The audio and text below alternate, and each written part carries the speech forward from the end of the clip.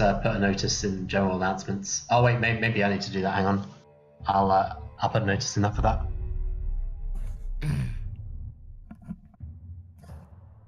Okay. I'll come back stronger. Oh wait, we're on right now, are we? All right. Welcome to the N house where we No have cure for teammates from different teams come together and play as a team. I'm NDO12 casting with my boy Pi. How you doing, man? Pretty good. I'm excited to see how this is gonna go. Should be pretty interesting. Hell yeah, that's what I'm talking about, man.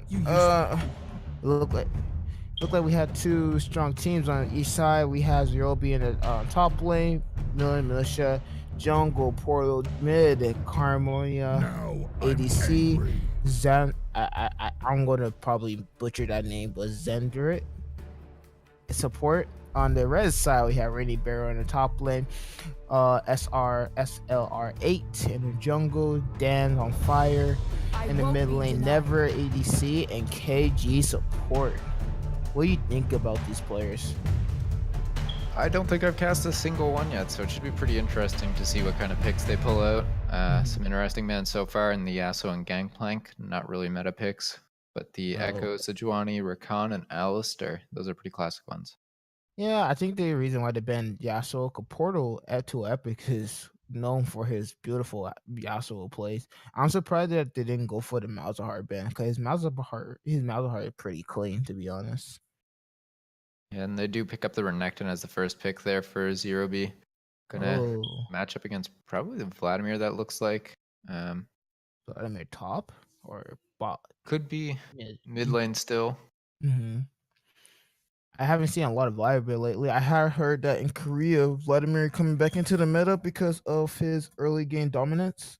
If you can get him fed in the early game, he can just like tower dive you like pre-level 6 and not pre-level 6, after level 6 and destroy you easily. Whoa. Nice to see. Oh, Kindred there. Bringing out the one trick clam on Kindred. SR is known for his one trick Kindred. He have used Kindred to climb from silver to plat, so this should be interesting to watch. Pretty impressive win rate as well, considering the current state that Kindred's in. Mm-hmm. Looking for him to have a pretty good effect on the early game, but actually going to be matching up against that Nidalee there, which might be a hard matchup. Nidalee's going to be able to clear that jungle so fast that to get to those marks, Kindred's going to have to be really ahead. Yeah, Kendrick going to probably play safe and probably not try to invade.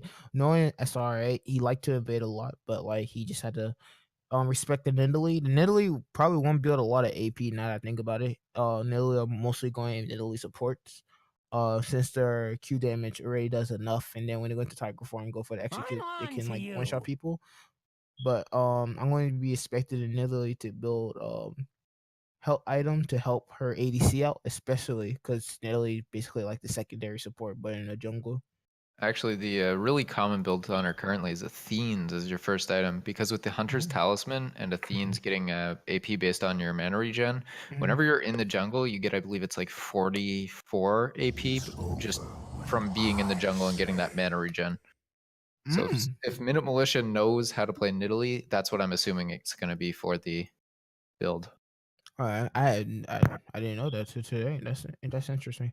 Like I said, Portal Epic coming out with the Malzahar. Like I'm confused why they didn't ban Portal Epic Malzahar. If you ban his Yasuo, his next choice is Malzahar no matter what. But the Malzahar versus Veigar. What do you think about that matchup? I think this is probably just going to be a farm fest there. I mean, Malzahar and Veigar both have a little bit of kill potential come level 6. But even then, I feel like they're going to probably try and roam and get kills for their other lanes rather than trying to use them on the enemy laner. Yeah, I agree. The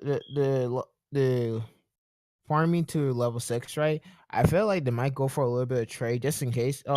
Knowing that they have two really passive jungler. Well, Kendrick more aggressive. I think Kendrick going to try to like gank Veigar a lot because if you can get the Malzahar shield off and Veigar can get the E around Malzahar, that can potentially waste a summoner spell. Plus, the Malzahar at the moment is bringing Ghost, but not Cleanse, which is kind of new. I guess the Malzahar going for more of a chase potential. But let's switching it down to the bot lane. We had the Kog'Maw Lulu versus the Zaya Taric. What do you think about those two matchup right there? Well, Kog'Maw Lulu is not really something you want to mess with. Even if Kog'Maw's a little bit behind, as soon as he gets that Gwyn Zhao's with the Lulu E, he starts shredding teams. Mm-hmm. Pretty disgusting. I saw it. And then do you think Kog'Maw so the Kog'Maw Zaya, right? These two champions have really been in the meta for a long time. For not a long time, but for a while now.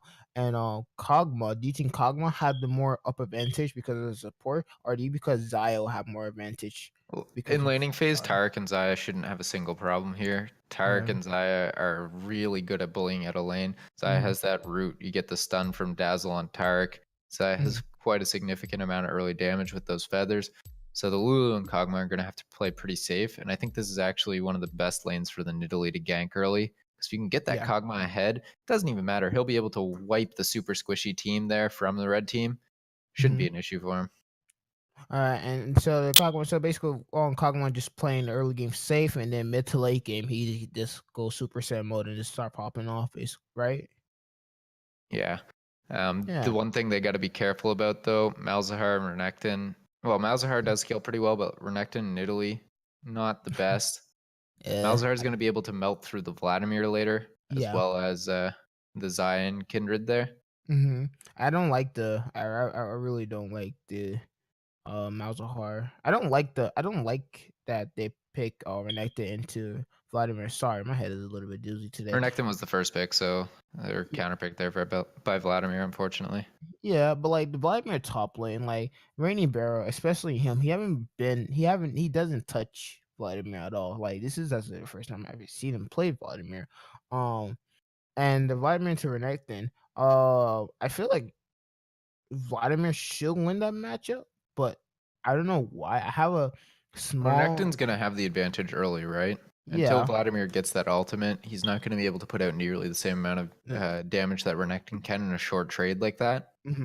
But can Vladimir also W or turn to a pull before Renekton can use his combo for his full combo to kill? Yeah, he definitely can. If Zero B is able to play it right, though, you can bait out the W and then just follow with the second E, stun him up on your way out so that you take less return damage. Gotcha. So As long as you land that stun as he's charging the E as well, it's going to do almost no damage because it really comes from getting that full E charge off, letting it stack up, and then popping that on top of the Renekton. Oh. So wait. So cool question. What's your main role, by the way? I'm actually top lane main. Yeah, top lane. Okay, cool. So you know the top lane matchup really well. So what would you say itemization build for the Renekton against this team comp? Like against the Vladimir in the top lane. Executioner's Calling first item. Don't even question it. Just Executioner's Calling, smash that Vladimir, get a huge lead, snowball that into your other lanes. Gotcha. And then what about the Vladimir? I'm guessing you played Vladimir top before, right? I played it once or twice. I'm not that good at it though. Now you're I'm guessing Raining Barrels is probably better than me. Nah, let me. Since I'm a caster, I can't be biased. But so for the Vladimir, if let's say you pick Vladimir into Renekton, what would your first starter item be? Probably the Seeker's Arm Guard. Go from that into like Spear of Visage or Proto Belt for a little bit of that extra health. All right, and then we think you had to, like you said, you had to play safe from level 1 to 6, right? Yeah. You can't really take trades with Renekton until level 6 because you're not going to have the damage to beat him. Renekton has such a strong early game, and I'm guessing we'll be running Fervor as well, which is just going to give him so much extra damage. But one of the Vladimir passive that gave him not the passive. I don't know Vladimir ability that well, but I know that when his bar turn red, he can suck the blood out of enemies. So won't that give Vladimir a help back no matter what? So gives him slight sustain, but Renekton still gets the sustain from his rage as well. He's not going to have any issues in that lane matchup. Looking at the other ones though, the mid lane matchup, like we said, is probably going to be a farm lane. Yeah, I'm really looking to the jungler from blue team, Minimalitia there, to make a difference in the bottom lane because that's going to be heavily in favor of the Zaya and Taric for the early game. Yeah, of course. So you think Villa Militia will start to roam bot lane more often, try to get the Zion Tark in a league, or do you think he's just gonna after he hit level 6, he just gonna keep farming the mid lane and just try to help out with the jungler and pressuring the other jungle as much as possible? Um, well, I think you could probably pressure the Kindred a little bit early just because Nidalee's clear so fast, but Kindred's going to have pretty significant damage in the early game once she starts getting a couple of her items and should be able to duel the Nidalee, especially if she can dodge those spears, which she shouldn't have issues with once you have the Hunter's Talisman. You got that mana regen for the Qs. Yeah. And and then the Hunter Talisman, right? Nidalee. So explain to me why is it so good on her? Like probably the fans or the viewers that are watching it are not aware of why it's so good because people are like new to the game or just watching it for the first time. Why is it so good on Nidalee? The Hunter's Talisman specifically goes with Athene's Unholy Grail currently because you get AP based on your mana regen. And whenever you're in the jungle, Hunter's Talisman significantly increases your mana regen. Okay. So it's like 44 AP, I believe, once you have that Athene's Unholy Grail that you just get for having the Hunter's Talisman and Athene's. Gotcha. And then it basically it's gonna make Nidalee is it gonna make Nidalee early game a lot better than it had been in previous patches? Pardon, I missed that. Is it going to make Nidalee's early game a lot better than it had been in previous patches? You know, since I mean, her early game is still pretty insane. Nidalee has one of the fastest clears in the game. I think Ezreal's a little bit faster.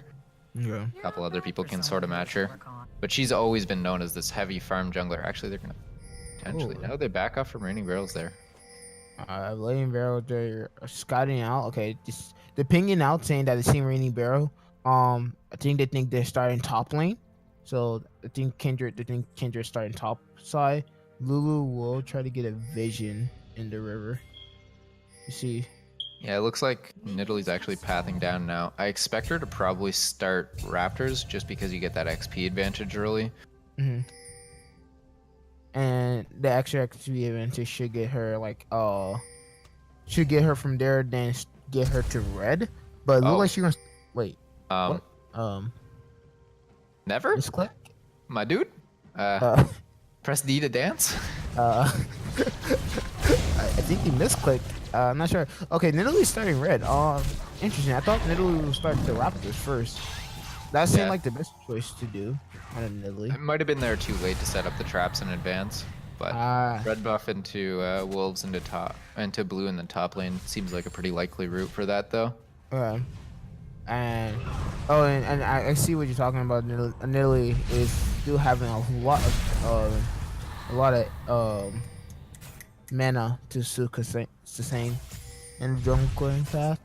I remember back in season 6, Nidalee clear was the fastest, but it was also the hardest because she died. Her health bar was so quickly down if you didn't know how to play Nidalee. So you have to learn how to kite in the jungle.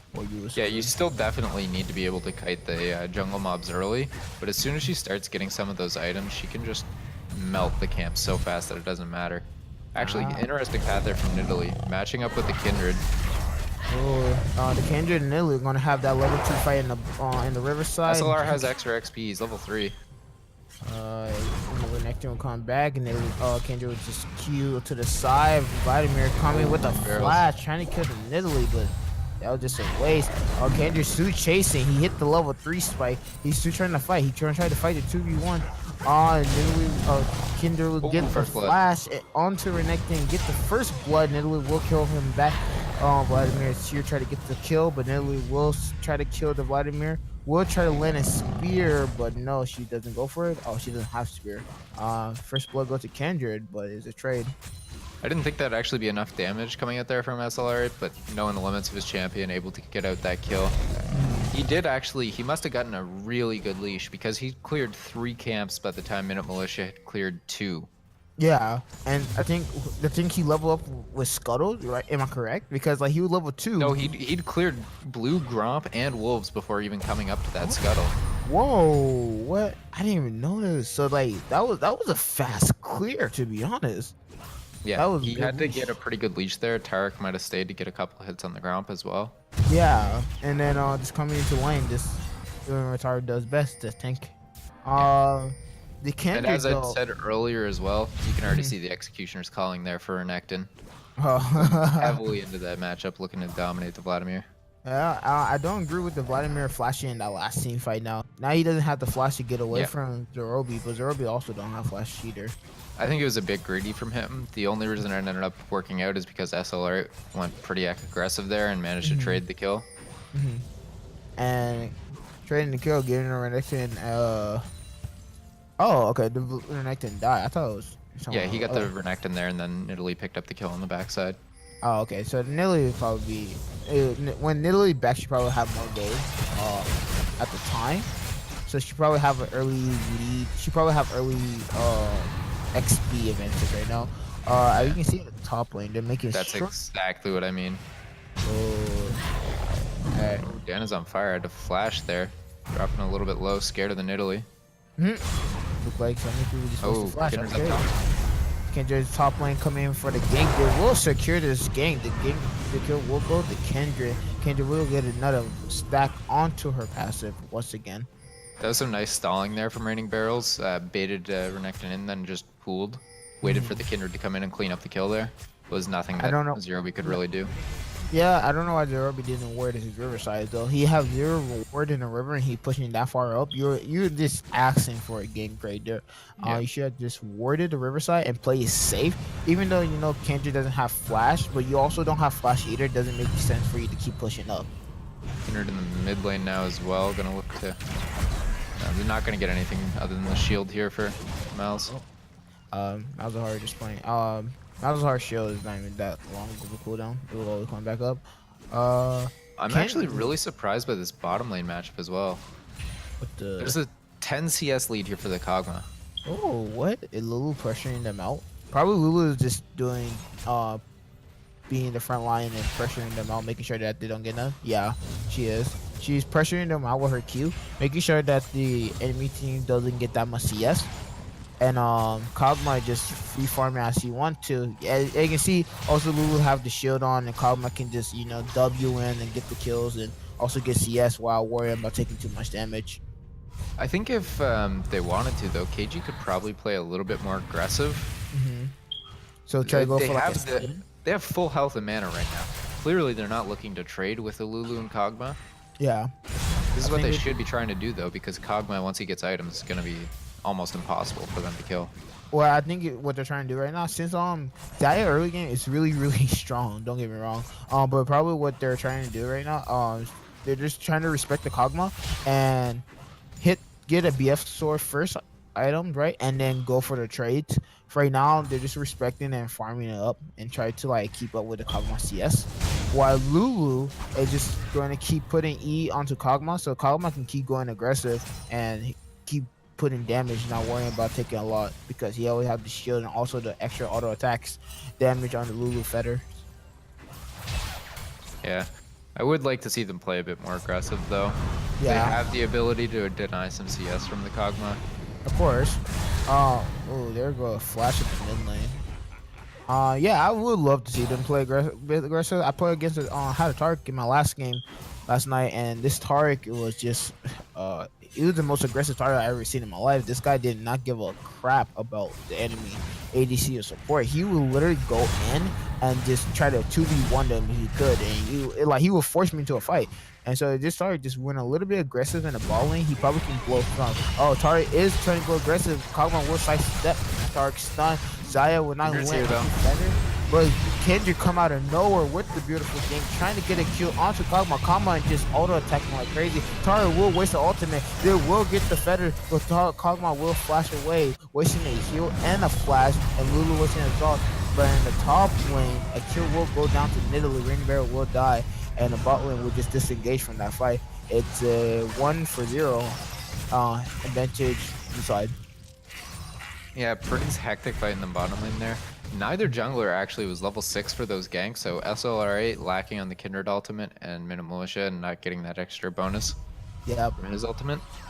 Yeah, and also Zaya just not Zaya could probably got killed at Kog'Maw, but Zaya just didn't land the Zaya combo better.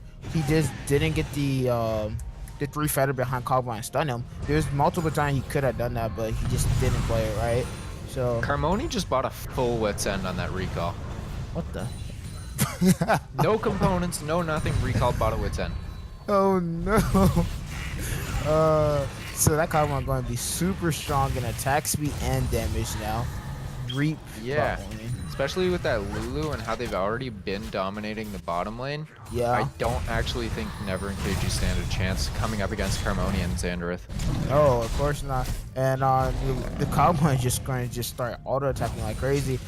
Just knowing this Kog'Maw is able to learn how to sidestep the tower E to make sure he doesn't get hit by it. It just really clean. You can see in that last team fight, as soon as Taru goes for a stun, he knew where the stun was going to come at. He sidestepped quickly, making sure he doesn't get hit by it, and then boom. See there, and that's the trading pattern there from Zero B. But it's SLRA here. Coming back for another gank. We'll get this kill. Hopefully, Tekken, boom, got the kill onto Zerobi. I don't know if Vladimir just baited this out. Zerobi's just not hoarding the river. It's one of those two that's happening right now. Yeah, and again, this is a bit of disrespect here from Zero B. He actually did see Kindred was coming as he went in there. He had the ward for it. Just stepped up too far, and then even with the flash, you're not going to get away from Kindred, who's got the red buff ticking and her own flash to follow if she needs to. Yeah, you gotta respect the lane sometimes. Even though Zerobi is also behind too. He's not behind in farm, but he is behind in kills and deaths and assists. Respect the Kendra. You see the Kendra coming up the back away. You do not have flash, or did he waste flash in that? No, he tried to flash away there, but the red buff was ticking, and Kindred has the ability to follow with her Q and flash. Yeah, so that has been showing so much disrespect to the Kendra. He had to respect that. Kendra right there onto the Nidalee, expecting her to come right there immediately. Get the kill down onto her. Vladimir will ult the Nidalee, getting the securing the kill. Malzahar will try to ult like nice. Veigar will just get the kill with just an auto attack. 2 for 1 in favor of red side. Portal 2 Epic making the wrong decision there to ult the Veigar. Actually just locked him in place long enough that SLR8 was able to come in, put in some damage, and they were just able to clean up that kill. True. And I also want to just say, I love how this Nidalee just, not Nidalee, I love how this Kendra just knew that the Nidalee would come in mid lane. Like, as soon as Nidalee took Dragon, Kendra waited in the bush and just knew exactly where that Nidalee would be at that right time and just went aggressive for the play, having her ultimate up to make sure he can still get out of that team fight alive if they didn't go to his side, which was really good. Zerobi just made a huge mistake. He's actually going to die here to the Kindred. There you go. Not respecting the Kindred, not respecting the bush. And he dies again, going to Rainy Barrow. See, he's just not warding the bushes at all. He warding this side, on the tri bush on the rest side, but he's not warding the river. Where is the ward at? He should have known to do the river ward as well, because actually when he got marked, probably a minute and a half before that gank happened, when motion stunned up. Here's a team fight in the bot lane. TP will be coming in by the Veigar. Veigar trying to get the stun off, but no one will get the stun. Veigar just going in. He get two people walk up into his chain, but he won't get anybody stunned, and they'll just reset the lane. There's 3 people in the bot lane. They'll Kog'Maw trying to go aggressive a little, but he won't have the damage to it. They're just going to back up and disengage. It's 0 for 0. They do get the teleport there out of Dana's on fire. Yep. Which is a little bit of an advantage across the map. I don't understand why Dana's on fire teleport ball lane though. I see. Yeah. It was kind of a waste, to be honest. Well, they'd already disengaged, so his teleport was a little bit late there. If he teleported earlier, maybe they could have made something. But SLR8 here though. Oh, Lamb just going in again. Hell, the Kendra just tower dive under the tower, getting the double kill and the ulti. So beautiful, right on time. The Zaya heal will save the Kendra. Admittedly would get the kill onto the target. But Malzahar here. Also Epic's here too though. Oh, Malzahar would just get the kill on Kindred, but that would be a 2-for-2 trade. That was way too epic there from SLR8. Yeah. Jumps over the wall right into the Malzahar. And oh, here comes the flash, Nidalee kill, and boom, bye bye, see you later. So, oh my god, that Veigar damage though. Yeah, that was really aggressive on the Kindred. The Kindred knew that the leader in his team, so they went for the tower dive. As soon as you went for the tower dive, the Kindred didn't have vision over the wall to see the Malzahar there. So as soon as he jumped over the wall, the Malzahar saw him and just ulted him. So I see what the Kindred plan was, but he should have just played it safe and tried to auto attack her from a far distance rather than jump in the wall. But yeah, mistake always happens. Back to that play in the top lane as well, which we'd started to talk about.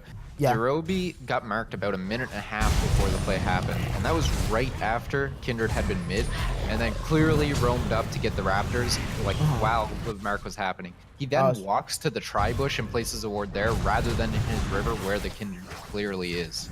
So he should have. So Zerobi was probably anticipating Kindred to come from his red side, but wasn't anticipating Kindred to come out of his walk into the river and just gank him. And then Zerobi, if he knew he got marked, he should have warded the river. That's what I'm trying to say. Like, well, he'd seen him come from the mid lane beforehand. If he'd been looking at his map a little bit more, he probably would have noticed it. Militia here might be caught out. Kindred trying to fight the 2v1, but Vladimir will have his back into that process. Veigar trying to go for a stun, but won't get no one. They will get the Scuttle Crab. Nidalee does have Rift Rail, so they won't get any objective off of that for another 15 minutes. Sorry, for another 5 minutes to Baron.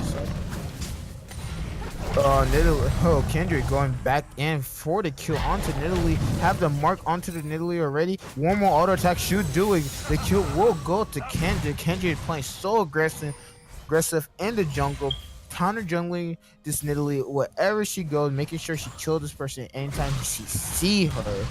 Good job on the Kindred. Yeah, definitely what you want as well. Kindred actually now sitting at 5 stacks.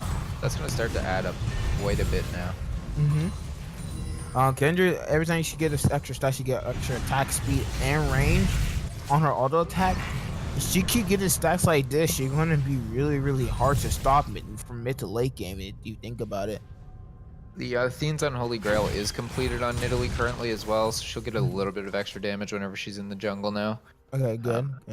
The Renekton and Nidalee, though, at this point, they aren't far enough ahead. I don't think that they're going to really be able to impact the game for a whole lot longer. Especially with the Kindred being 6-2, even though the Nidalee up by 20k farm, not 20k farm, 20 CS, right? Lem have more kills, and kills. I think it's 7 CS. 7 CS is equal to 1 kill, or 11 CS is equal to 1 kill. 20 CS, I believe. 20 CS? Oh, okay. 20 CS. Either way, CS wise anyway. There come a gank in the bot lane. Tara will ulti right away. Xayah will get the Q and get the root onto 3 people. Kamo will try to ulti onto the Xayah, but Xayah will use her ulti. They're using Rift Herald down here, though. They might actually be able to push for this tower. Alright. Look like, are they just gonna rush the tower? No, they're just gonna let the... Kendry is stuck right now in the middle of 3 people. She just... Nice gone. That would have been hilarious. Back into the enemy team. I will have to record that again. They're probably going to get this dragon though before they can test.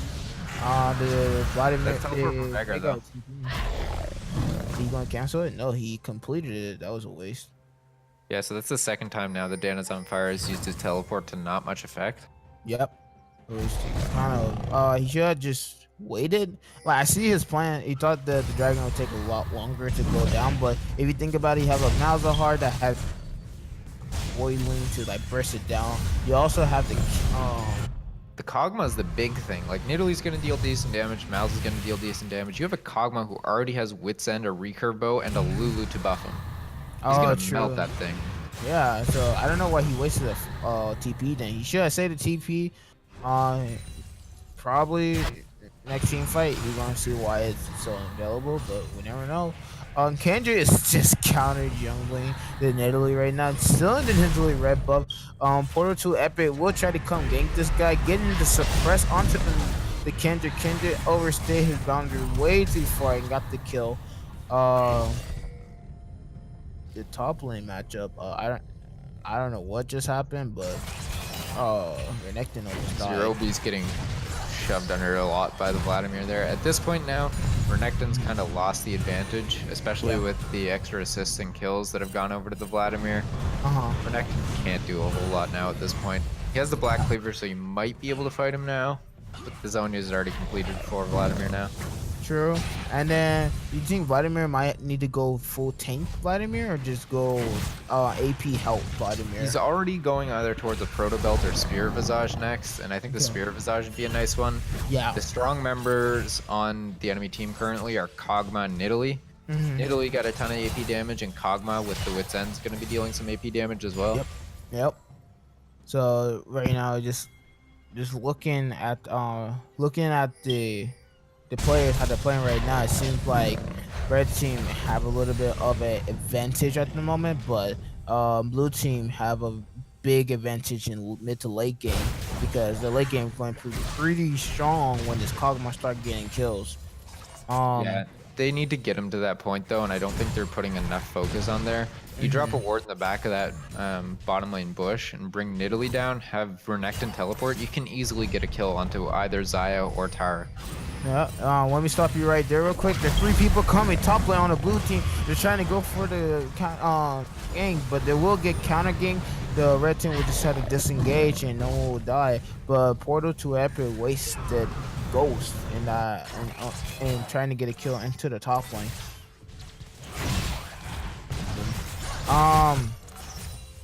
And yeah, I agree with you about the resource on the Kog'Maw. They need to put more research. They need to put more give the Kog'Maw more pressure to get those kills, because the more you don't get kills onto the Kog'Maw, the more, like, let's just say he become less useful after a while. Kendra about to die. Oh my god, Portal Epic. Kog'Maw going aggressive into the ball lane, getting the auto attack, might get the kill, but no, just a little bit off. This is exactly what I mean though. This bottom lane matchup is pretty in favor of the Kog'Maw now. You bring a couple more members down and they're able to get these kills. Ooh, actually does pick it up there. Kog'Maw just going aggressive onto the ball lane, barking on these fools. We'll get the kill though. Yeah, and they are actually going to pick up the tower here as well. Nobody's really in range to stop it. Yep, they pick up 2 towers at the same time, you know. Alright, so let's back up real quick. Okay, so we had the top lane fight that happened. Okay, Portal Epic almost got a double kill. Wait. Nice start set from Kimoni. Ooh, nice. Okay, just going to get the slow onto him. But Kendrick come out of nowhere trying to get the kill. But you know what happened? See Harmony said, fight me. But Lamb said, I will fight you no matter what you want to do, boy. He will get the double kill into the bot lane. Nice. 2 for 1. Oh wait, 2 for 1 in favor of the red side. Kimoni and Xander though both just flashed for literally no reason that fight. No, they're already dead. There was no point of flashing, and plus Kendrick was like full health. No matter what you were doing, you were not getting the kill. He goes over that wall. He's right into a Malzahar. Yep, he should see the Malzahar. No, Malzahar hiding in the bush, won't be able to have vision. Nidalee will try to kill Lim, but Lim Accelerate will just know. He see the Malzahar, he try to back away. Then we get the Q spear to flash onto the Malzahar will get secure the kill for the Nidalee. Lim going a little bit too aggressive in the jungle, trying to kill the Nidalee and try to invade her once again, but Portal to Epic just staying with his jungler, trying to make sure Lim doesn't get that pressure anymore. Yeah, that was a good return kill there. Stop SLR8 snowballing a little bit. Yep. I'm surprised that I'm actually surprised that Portal to Epic and Nidalee are working so together in the jungle, because it seems like every time Nidalee's in the jungle, Portal to Epic is just right there when the Nidalee needs them. So that teamwork just showing me that Nidalee is actually crying for help, telling Portal to Epic, hey, we already lost mid lane, you might well help me in the jungle, because it seems like Kendrick is going, what his plan is to do is to invade me, so just help me in the jungle and we should get you back into the game. And that was Portal to Epic is doing. He's setting up the Nidalee for the kill, or he's giving the kill, or he's setting up Malzahar for the kill. So Kendrick, what he needs to start doing, he needs to start playing less aggressive in the jungle because he knows if he goes to the jungle fight, he might lose it. The big thing is that they don't have the vision to take those fights. Okay, yeah, true. SR8 getting melted. He has his ultimate, plus the Terry ultimate. The Kog'Maw trying to do damage, but the Kog'Maw will die before he can do anything. They will pick up 3. They will pick up 4. And then they also will get a Cloud Drake, almost making it an ace, but Roby just pushing in the top lane. They should get a tower, bot lane tower, if they get placed correctly. Yeah, they will get bot lane tower, and Malzahar try to get mid lane tower. Even if Zerobi had teleported there was nothing he could do. Yeah. Absolutely disgusting from the Kindred there. Already had the completed Rune's Hurricane. Bloodraiser and Runaan's Hurricane, so able to deal a lot of damage over time. Then on top of that, you stack the Kindred ultimate, which lets the Taric ultimate get off just as the Kindred one finishes. That's what, 4 seconds of invulnerability for them, where they're just able to pump out damage and let the rest of the team get there, so Dan is on fire and never can clean up the kills. And Kendrick ultimate also. Kendrick, did Kendrick have red in that team fight? I think she did. No, the red buff spawning in. Okay. So she didn't have red buff, but the Kendrick just having her ultimate, giving her that life steal. Oh, Kendrick going a little bit too far. Kog'Maw just going aggressive, getting the kill, kiting out the turret, ulting the turret will get the kill, the double kill onto the Kog'Maw with the sidestep, and using the crazy feet, getting the double kill out. That was just beautiful. Yeah, really nice sidestepping and orb walking there from Carmoni. Definitely displaying why they are a plat player. Showing that and also CS wise, he's 30 CS ahead. The Nidalee is more CS to the jungler. I'm actually surprised. I thought Kendrick would farm me more, but it looked like he was just going more for kills in the early game than farms. I mean, farming champions is still farming, am I right? Yeah, true. You know, gotta kick some champion, get some CS off with them too. Yobi just pushing top lane. He will rotate mid or try to get some vision into the enemy jungle. Yeah, he drank. Oh, they're going for the res, but your Kendra is ready here, going to get the res. Wait, you get it? You get it? No, nearly away by get it. Militia.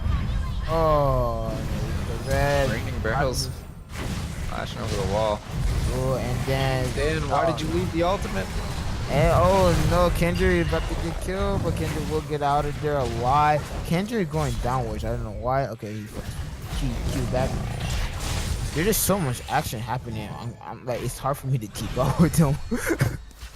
Yeah, it's definitely a really skirmishy game. Some pretty good vision control now coming out of the blue team though, which is exactly what they need to push this lead. They can keep their Renekton safe in the top lane so he can split push and then move that Kog'Maw around the rest of the map and start taking towers. And also the Kog'Maw, since the Kog'Maw now is 4-3, also completed a Rage Blade, Ruin, Hurricane, and West End. He doesn't have to worry about the damage. He has enough damage to destroy this team already. Whoa, Lulu just disappeared. My game froze. I don't know what's happening right now. So, not a whole lot going on right now. Just small fight in the mid lane. Veigar pumps all his damage into Lulu, absolutely explodes him. Yeah. Actually looks like red team's heading kind of up towards Baron. Ooh. I don't know if they're just looking for vision here or what. Okay. Yeah, it just looks like they're trying to clear out some vision. Trying to clear. Okay, cool. Quick question: is your time at 27 minutes right now? 27:44. Okay, yeah, we're on the same thing. We're on the same thing. Cool. So, okay.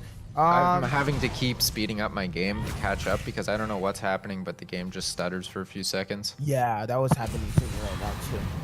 I think it's just Riot. Someone probably need to put a ticket in for Riot for them to fix that. But anyway, back to this amazing in-house game. Right now the score is 16-13. The gold lead is surprisingly in favor of blue team. I thought red team would have more gold. When you really look at the gold, supports are pretty much even. There is a 1.5, almost 2k gold lead for the ADC. Mid lane's even. Oh, look at that damage. Holy. This Kog'Maw getting strong. He getting real strong. There's a 1k gold lead for red side in the jungle, which kind of evens out that gold lead in the bottom lane, and then top's pretty much even as well.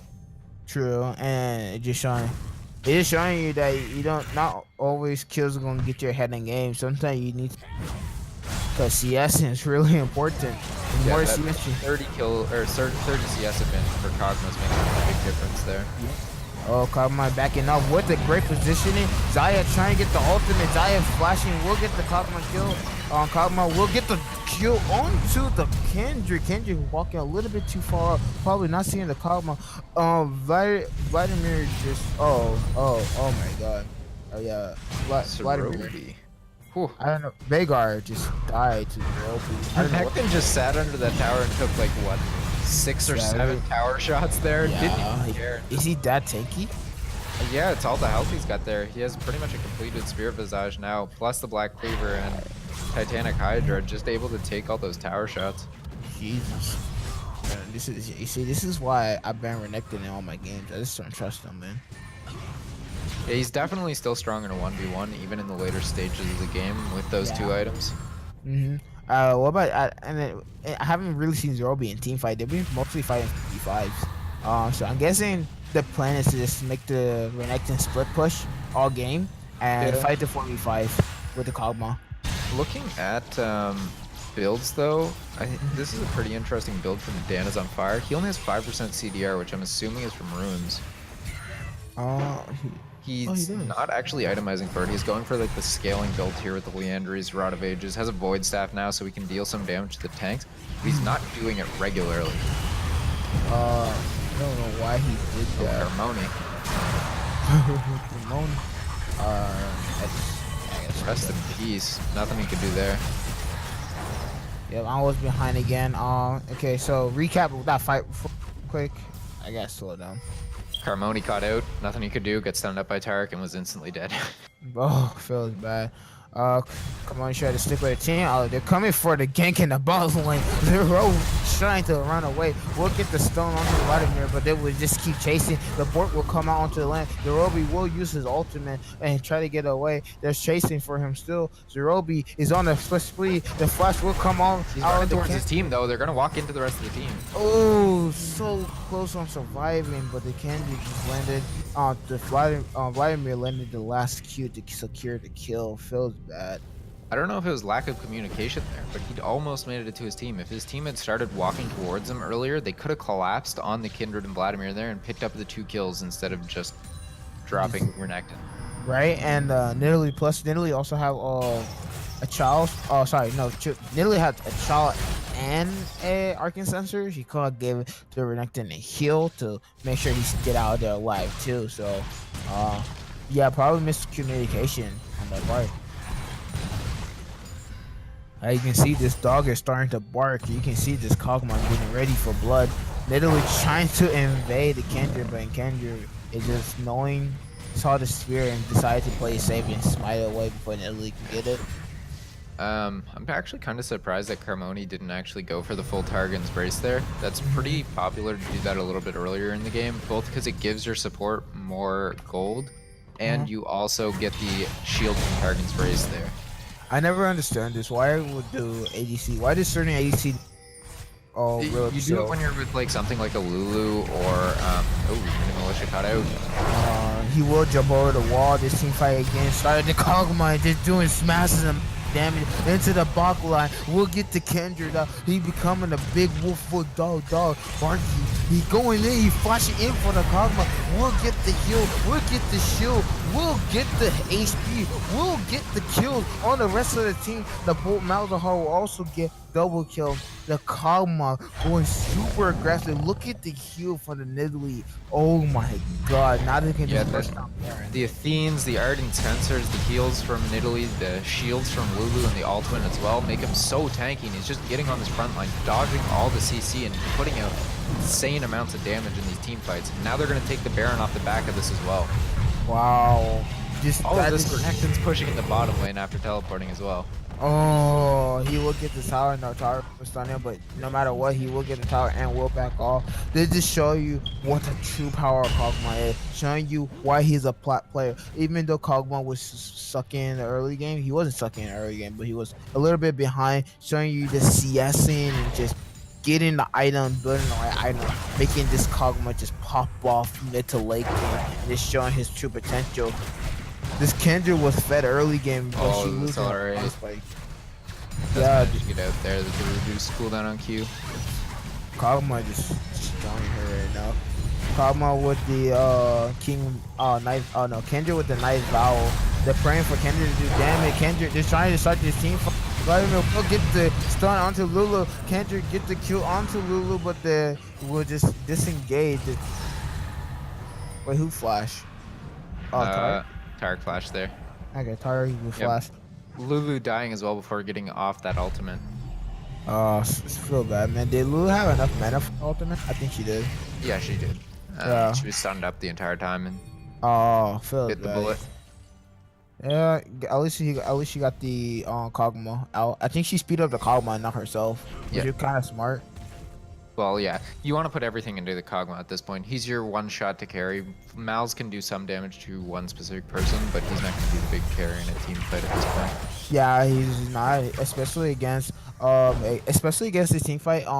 Team comp that the rest side had the Vladimir, Kendra, Veigar, Zaya, and Tarek. It just like it basically invincible team comp, because if you think about it, in team fight, they should win team fights. They have they have 4 seconds of invulnerability.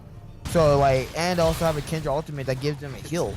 It's about being grouped up in the right spot to use it all, though, because Kindred is like the area-based. Tarek, you need to be within the circle to get it. They need to be set up to take this team fight as a team and focus down that Kog'Maw, because if they can get the kill onto him, they can win the team fight. Of course, but then again, Kog'Maw, the position on Kog'Maw is so clean right now. Kog'Maw know when to go up and when to pressure, and Kog'Maw know when to back off.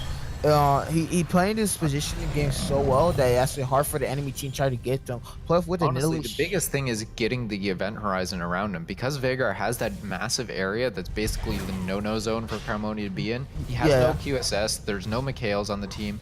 If he gets in that event horizon, if he doesn't have flash, he's guaranteed to die. That's true, but like, that's the Veigar mission. The Veigar mission is how do I get oh, never mind, he got him up. Oh, but you look at the heal coming out onto the Kog'Maw. Kog'Maw just destroying people into the back lane like a tank. Veigar, Renekton will try to fight a 2v1 in the bot lane, but Leon will try to get the kill, or SRO will get the kill, but Kog'Maw will get the double kill somehow, popping off. Kog'Maw still kiting around, still trying to get more kills, still popping up, got to get the stun. Kog'Maw will get the triple kill, will get the flash off of the Tarek, and they're just trying to reset right now. Holy, the Kog'Maw just doing massive amount of damage. We'll try to end the game. Kog'Maw will try to kite this out, try to get the kill. Oh my god, he just keep going. He doesn't care. He wants the kill. He will keep fighting these people. It's a 2v1, making sure that they don't leave down. Making sure, oh my god. This Kog'Maw is just putting on a show for the people on the in-house today. Destroying these fools. Oh god. Lots of this team fight is on the back of Dan is on fire. Actually used the ultimate on Lulu by accident instead of using it on Kog'Maw. If the Veigar ultimate had hit Kog'Maw, he would have died. Yeah, of course, 100%. I don't know. He probably would have an FPS frame lag, something, or he just misclicked. But that ultimate went straight wide onto the Lulu, which just lost him the game right there. But you know, at the end of the day, blue team will have a 7K goal advantage. Be 26-22. GG to blue team. Yeah, GG there in the end.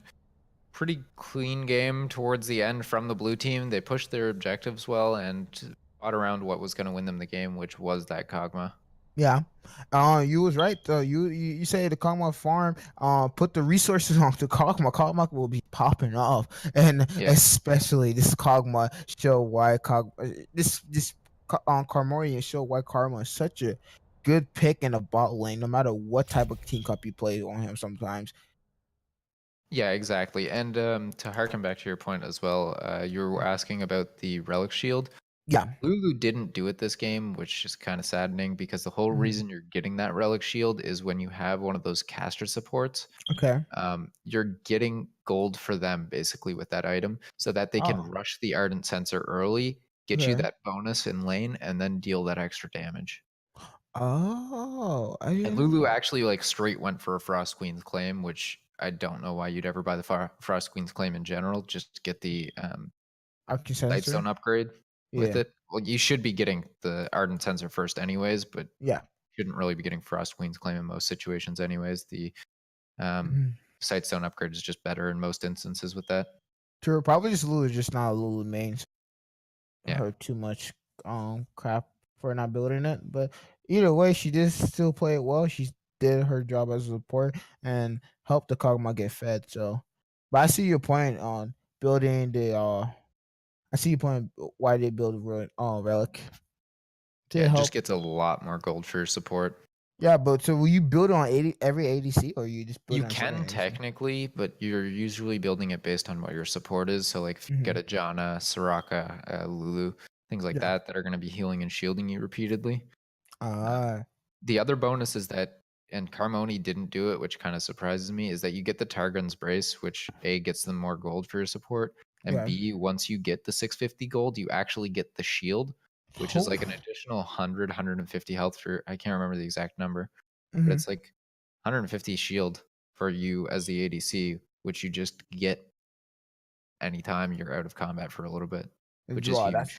that's a lot. That's a lot of gold that you're gonna be having when you recall when you're first back. To be honest, but this game is just a really good way of demonstrating that even getting kills early game will never game. As you can see, this game, Red Side had the early game to mid game advantage. They were winning team fights.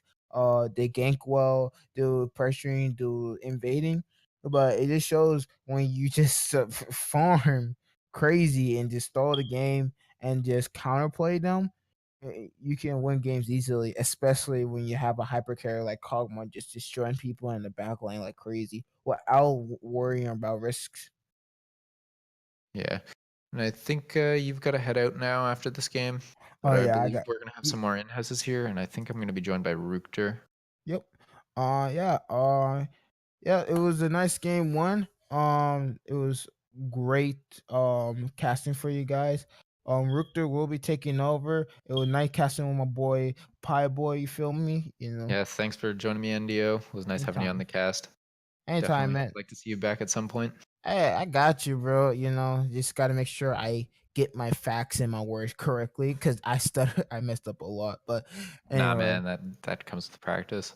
Yeah, true. No big Man, deal. hey, thanks, man. Thanks for having me, though. It was really fun casting. But NDO 12 will be signing out. Pie Boy and my boy Rookter will be casting the rest of the game. Thank you.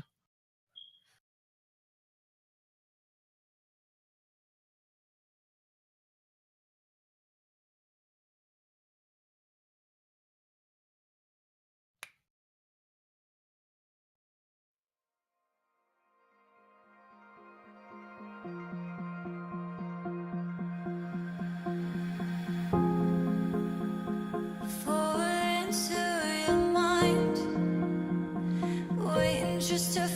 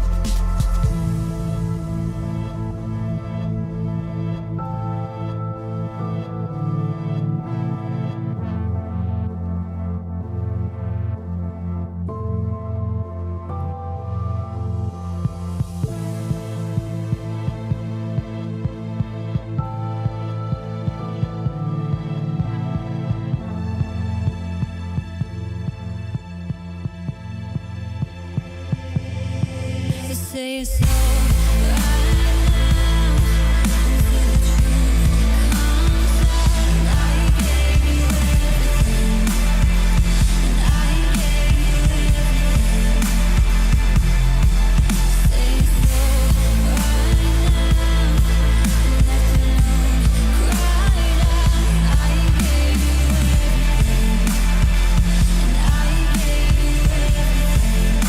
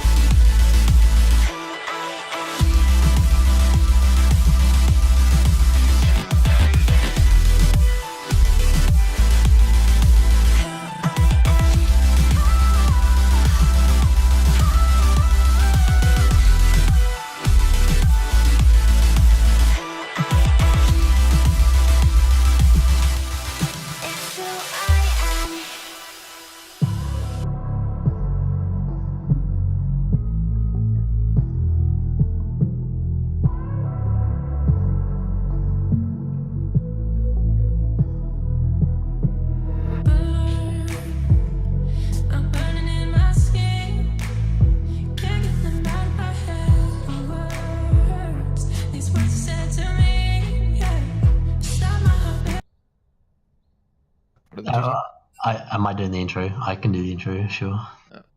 All right. Hey guys, and welcome back. We're gonna be doing actually a double team in-house here. Looks like they kind of split off into their own thing, and we've actually got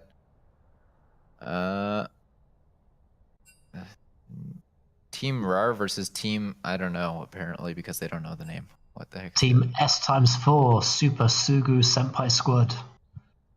Nice. All right. I'm just gonna try and do SS. What W? I don't even. S×4. S×4 is fine. S4. You can also say S4. Super Sugu Senpai Squad, but No, not happening. each to their own, Lombex. How's it going? My name's Ruktor. I will also be Lombex co-caster this evening. Looking forward to this game. We are going to be going into the Champion Select area. Yeah, soon just a for you minute here. guys. Yeah, and I'll be doing the play-by-play here for this game. Richard's gonna be doing the color casting here for me in this one. Yeah, a little bit of a role reversal from the Sunday match. That RPL game was quite a thing, wasn't it? Yeah, Purdue especially the end University there in that certainly game too. came out strong. Yeah, the end in that game too was pretty insane. Yeah, it really was some interesting split pushing. Fiora certainly coming through with the goods at the end.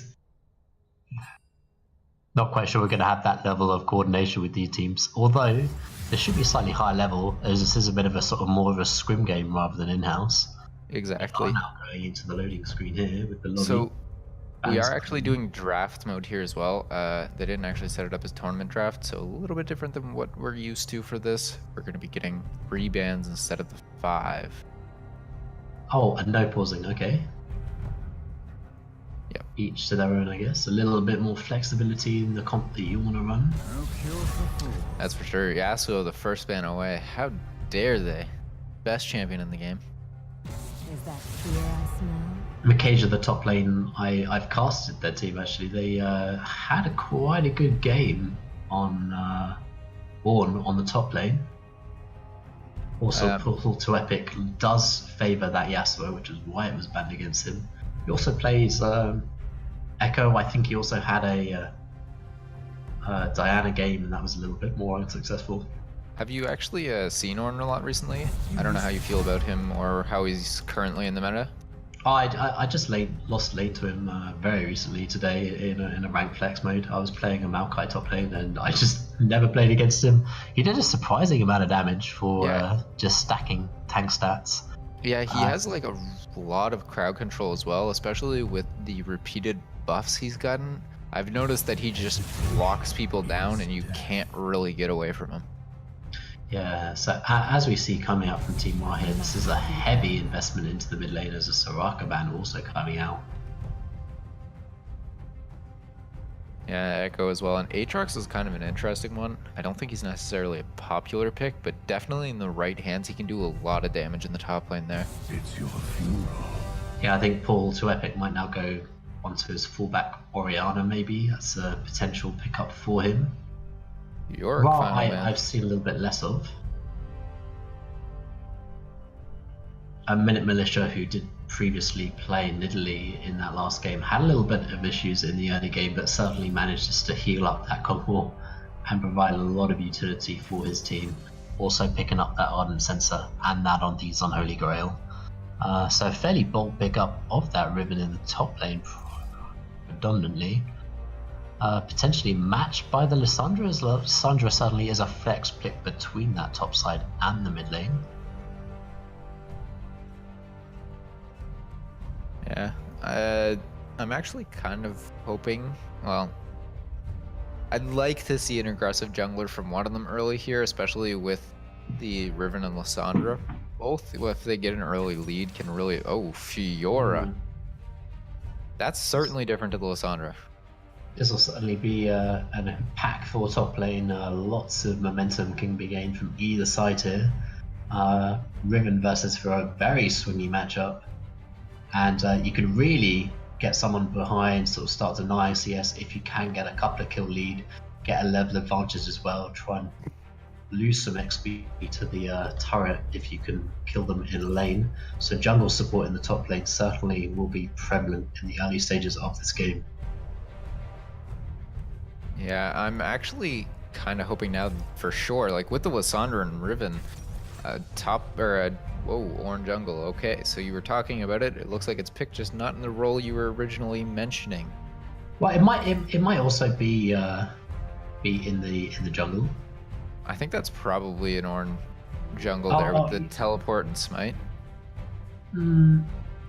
Maybe, yeah. I mean, Riven has been played in the jungle in the LCS, so yeah, it's definitely a little bit of a flex pick there. But coming out, potentially going to have that Ezreal jungle. Yeah, I'm interested with that Ezreal jungle now. That's exactly the kind of jungler I was talking about. Something like that Ezreal, the Nidalee, or even the Kindred we saw in the last game, assuming you can play it. Something that can get in the face of the other top lane early, get one of them snowballing, so you can just kind of leave them on an island and have that top laner dominate the other, so you can focus on the other portions of the map. Yes, so, wait, Riven mid lane? And Nautilus top? I have seen Nautilus top lane or mid lane before. Or it could be Janna AD carry jungle. That has been played a little bit. I have played against it. It is a possibility. I think with that's Nautilus probably support and Riven top lane. Well, yeah, it could be Janna mid maybe. No, I don't know. This is Janna Nautilus with the exhaust here. One of them is the mid laner. It is Janna support as that is getting locked. Oh, Janna mid lane. Sorry, as that is now getting locked in. So this will be really interesting. This again is sort of like protect the Tristana and then re-engage and flank with the Riven, but so much tank line for the Tristana that Riven can really delay the engage. Yeah, you have a lot of options to get into a fight here with that team as well. You have the Riven for engage, Ornn with his ultimate, Nautilus lands at his ultimate or a hook onto somebody. A lot of options here to start a fight. Yeah, and not exactly a heavy front line here coming out of Super Sugu Senpai squad, as you do only have that Vi and the Thresh for that sort of engage potential. They can engage, certainly, but generally not the most tankiest of members, so it has to be coordinated, it has to be together. Yeah. I'd hazard that S×4 comp is a little bit harder to pull off here, and generally with these chaotic fights, if the gold lead will be even, I kind of give the game over to Team Ra. Yeah, they did actually swap over that Ezreal to the ADC position as well and picked up the Vi jungle at the end there. I don't know if I like the Vi jungle as much as Ezreal jungle would have been. I don't know how many Ezreals you've come against as well. Well, Ezreal as the hard carry ADC lane, it's a little bit difficult to get off as your damage just doesn't quite spike as heavily as the gold income of that Triforce, and also going for that tier stacking into that Mirror Mana doesn't quite have the impact when they did reduce the cost of these crit builds, which is why you saw a lot of the Caitlyn and the Nat got nerfed, and Tristana now still is in the meta and being picked up here. Along with that sort of like Kog'Maw and Vayne, where you can build those aggressive styles. So Ezreal certainly has some good trading potential early on in the lane, and if they can hook the Tristana, cancel the jump with the Flay, they can certainly get on Gondi Donut here. Yeah. Plus with the John in the mid lane as well, are you going to have the wave clear to compete with that Talia? I am unaware of the Janna Q scalings, but I don't think it's that bad actually. So I think if you actually max Q, you could probably wave clear quite well. Do you go for that first though, or do you stack an AP? Well, you're only looking for the shield, right? When you're in the sort of like mid game, so you want to be around level 13 when you have that maxed shield as well as the max Q. So I guess you max Q, and then by level 13, you've got the shield, you're ready to team fight, you're ready to go. You've also probably got like a Morello Nomicon and then on Sensor as well, so you've got a little bit more AP, you're certainly CDR capped, and you're good to go. Is this an on hit or an AP Janna though? Because with the changes to move speed, I actually don't think on hit is necessarily a bad thing for Janna now. if you were going to play her in a solo lane. Well, that's why I mentioned it in the jungle as a potential pickup, as you can go for the challenging smite and Devour and just try and auto attack people to death with that move speed buff that you do now get from the passive. I would have thought they do need an extra damage source, and they are very all in on this Tristana. So we'll have to see with the Masteries. Obviously, Masteries will tell us. Thunderlords. Thunderlords isn't very comprehensive either way, but you would have thought it would have been like further potentially if you were going for that one hit build, because Or you are looking Warlords to even. stack that attack speed. So I'd hazard a guess that is a little bit more for the prowess in the laning phase, and then slowly buffing up the Tristana. As I said, the suggested build path for that would be Morello Nomicon into Ardent Sensor. So by the time you get to that level 13, level 14 sort of power spike, you will be set to properly shield up the Tristana. With that Morello extra AP as well, that shield will be very large and difficult for Arcade Ezreal on that portal to Epic to really sustain against, because Tristana can certainly outdamage an Ezreal in the later stages of the game. Actually, as well, in the top lane there, Fiora is sitting on that Grasp of the Undying Keystone instead of something like the Fervor. It's going to give her a bit of an advantage early, but Riven's going to start to take off in damage numbers by comparison. Yeah, I mean, they will, and we're looking now into the game. They are going to be looking potentially for this game once, as there is a lot of CC available on both of these teams with the hook from Effigy. They also, S4 are having a bit of a fun match here, by the way. I think they've all changed lanes around, as I'm pretty sure Effigy is their ADC, Portal to Epic is their mid laner, Makaja is their top laner, Kenji is their support, and Minute Militia is their jungler. So they are all switched around here. They are just having a bit of fun for this. Doki is the jungler. Xanix, I think, is a mid laner. I've seen him play mid, certainly. So I think both of these teams are having a bit of fun with this, so it won't be too competitive. You would have thought, though, with that, they will be quite aggressive in their players, looking to try and make the outplays between these two teams. And double hook in the bot lane again, so we'll have to see how the dukes and dodges of these AD carries come out, as if any hook lands and can be interrupted. Certainly Tristana, I said, with that hook flay combo, being able to knock the jump away. Certainly a lot of lockdown potential from that, and as I previously stated, it'll all be about who can snowball their top laner aggressively against the other, with Minute Militia versus Krons in the top lane. Janna already winning out in the mid lane as well. Got that auto off onto Mikaja. Oh, excuse me. Oh. So we do seem to have a little bit of an invade here by Ornn, as they are looking to take away the red buff against S4. I like and dislike the teleport started on him as well. It's absolutely cheese, because like as soon as you have both items for Ornn, he doesn't really need to recall, but he can recall for the Hunter's Potion when he does need that, and then just stay permanently out.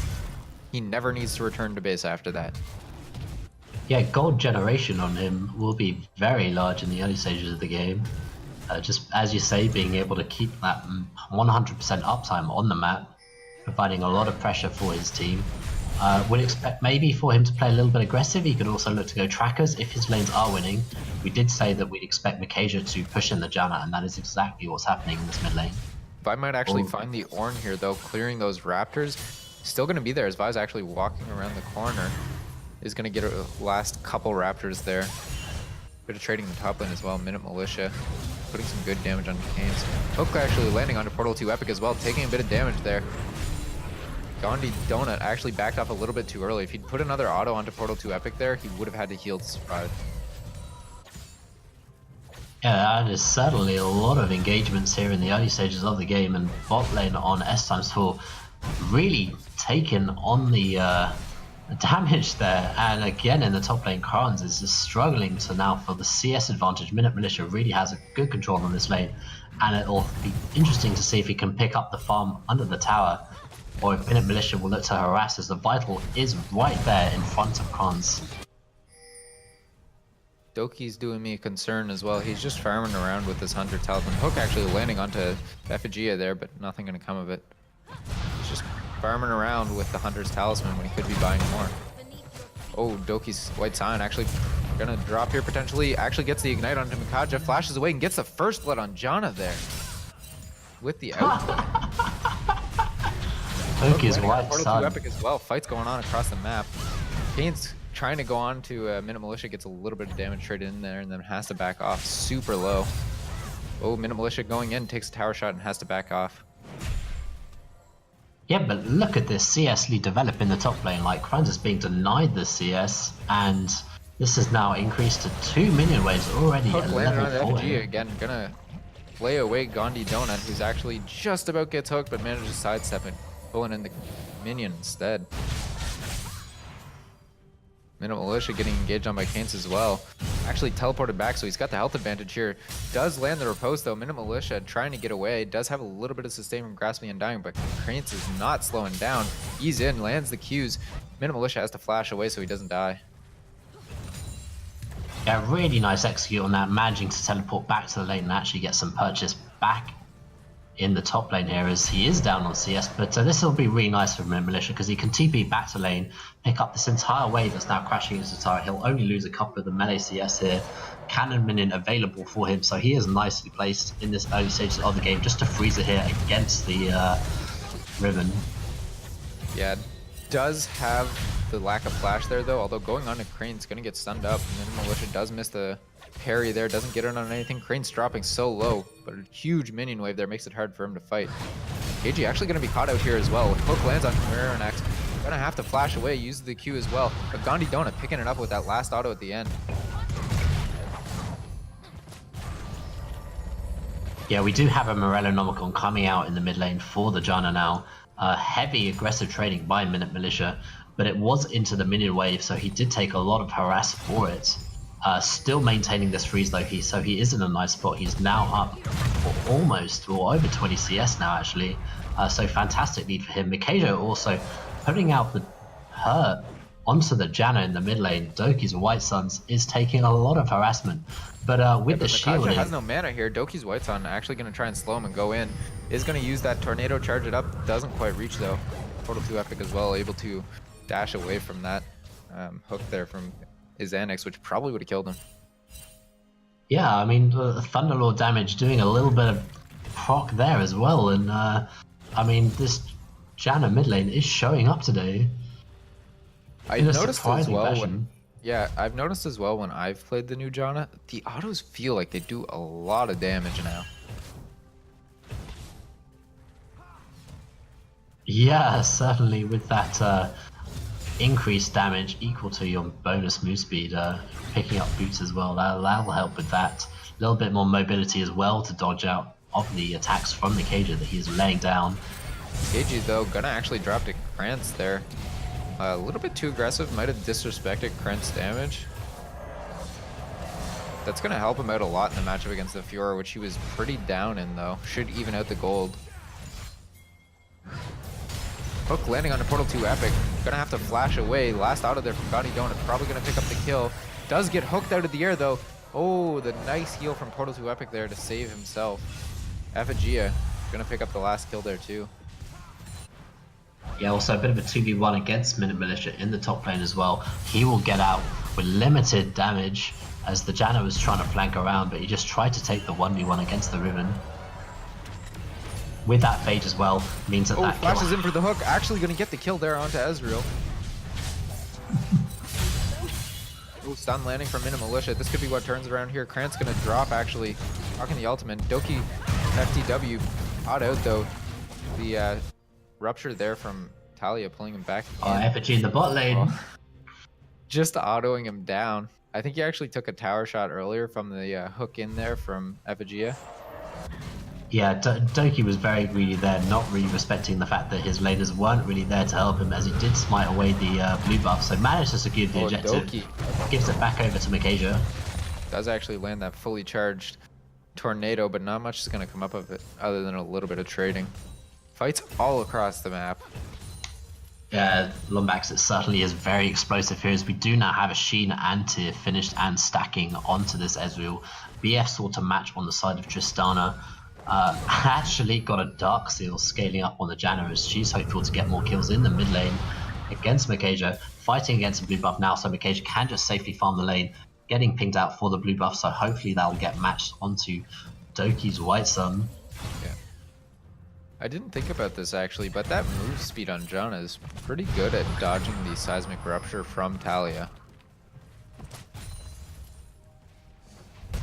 Yeah, certainly looks very graceful in lane, actually trying to trade another trade there as the slow comes out.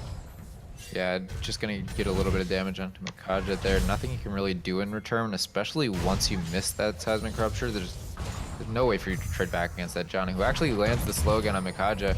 Gonna be slowed by the Unraveled Earth as well, but switching back to the top lane is Minimal Militia getting engaged on by Krantz there. Stunned up, no real way to trade back the damage. KG actually gonna go into Doki FTW as well, while blocking him off from Talia. Gonna try and break it with his ult. Ooh, does end up falling though.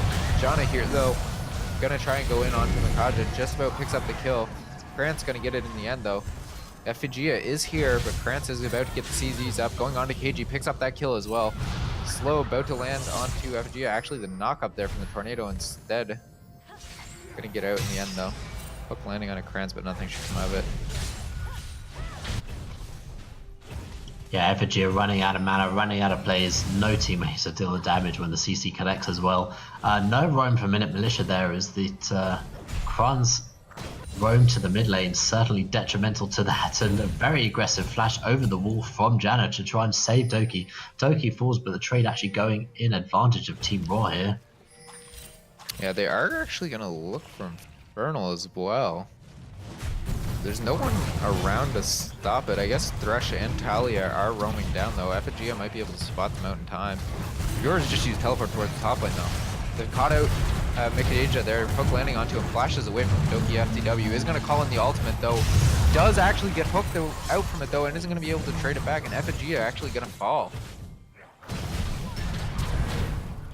Gandhi Donut trading with Portal 2 Epic here is going to have to back off. Xanax actually does fall in the end, biting off a bit more than he can chew as Gandhi Donut walks away saying, "My support can fall, I will live." And Mikaja playing that very nicely with Effigy there, just staying behind the support there, just dealing out the damage, kiting backwards as well, dealing a lot of damage without much in return. Now Doki's Son's looking to play aggressive, actually wards up the tower. Not gonna come anything of that though. Minute Militia trying to trade some damage back on a Krantz here, but stunned up, not actually landing any of the riposte. But KG's here, does actually get onto Krantz, and that's gonna be a dead Riven. Teleport in from Doki FTW, but too little, too late. That is buff transfer complete right there as Kenji picks up the double buffs again. Infernal now spawned as well? Was that that was the dragon up beforehand that was actually stopped by... They tried to take it and they got kited backwards. There we go. Doki going to be picking up this red buff now as well, so just trying to get, hopefully he'll get vision around the map. Actually, Team Ra are struggling for the vision as it is very well set out for S×4 here. They've actually done very defensive wards though. But trading on them. As well. Oh, Kaja actually going in with the Vault Breaker there. Not going to be able to live much longer. John Ultimate only delays his death. That was the Assault and Battery, not the Vault Breaker. Whoops. Yeah, I mean, I understand the Ignite because the Janna did get a kill in lane early, but certainly late game, probably looking for that maybe a second exhaust onto Kenji or Minute Militia. Hazard to guess whether or not that would save them in that situation, but you're not really looking for like that all-in potential, maybe like a Katarina or a Syndra would be. Hook actually lands onto Talia though, and actually going to fall almost instantly. Gandhi Donut trying to look for the kill onto KG here and does find it. Ephigia though going to pick up one in return onto the Tristana there, fighting the top lane as well as Minute Militia trying to dive under Kane's, actually going to fall in the end to the tower shot there. Well played there from Krantz to stun him under the tower. Fights again across the map, and they're going to look to take this bottom tower now, it looks like. Portal 2 Epic sitting alone there. The Xanax actually does land the pull. He might have to flash away. Yeah, as we said, it was be fairly explosive in this top lane, and it has not disappointed us today. Very aggressive between these two champions, and they are trading back and forth. Riven getting the better end of that one as the tower shot did come into play at the end there. Minute Militia thought he played that to the T. Not quite to be though, as that tower shot did hit him from very far into that bush. And resetting around the map now, having taken out that tier 1 tower in the bot lane, maybe they'll look to mid. Janna's already got the wave pushing there as well. Rift Herald available, that'll be up for another 4 to 6 minutes. And Tristana, yep, will be rotating mid. Mikaja also going an aggressive path there, will actually get shut down, which gives Gongu Donut more time onto the tower. Thought maybe a little bit of engagement there, but Mikaja just using that defensive ultimate. Yeah, and this is the sort of play you want to see out of Rar. You want that Tristana moving around, taking the towers, forcing objectives, because she's the strong one on the team currently. Oh, Hook misses actually. Effigia kind of caught out here. Gonna get picked up by Gandhi Donut. And they're actually gonna look for Mikaja as well. Gandhi Donut taking tower shots though, is just gonna stay alive as Mikaja falls to Doki's White Sun. Tristana actually taking a few tower shots there, almost fell, but Izanix picking up the first kill there with the rather interesting Liandry's Torment build on that support, almost as he does flash forward. Xanax trying to go for a little bit of a big play there. Oh, they do actually find KG though. Does ult onto Gandhi Donut, but not gonna get anything in the end. I can't see the game right now because I'm not on live. Portal 2 Epic on the outside as well. I don't think he's actually gonna look for anything other than a bit of poke, and this tower should drop. Xanax is just looking for these hooks. Yeah, I mean, he's 6-2. He's got a Liandry's Torment. He is good to go inwards. I mean, it's not quite a support build, but he is certainly on the warpath there. He is ahead as well. Doki now looking to 4v1 the top laner. Yeah, and they should be able to pick up this kill, no problem. And Militia blowing a few ultimates. Doki dropping low to the tower, but is going to get out in time. And they are going to look to pick this up. The rest of the team is here, though. Oh, does pick up the kill, actually. Portal 2 Epic with the ultimate there onto Doki. They are just going to disengage and recall, though. Yeah, Xang's out of mana means that they can look to now push aggressively with this minion wave, trying to get a tower back for them as they're yet to take any on the map. Also, Rift Herald available, so they could look to take that and then maybe cash their bets in for a more reward later with the tower taking.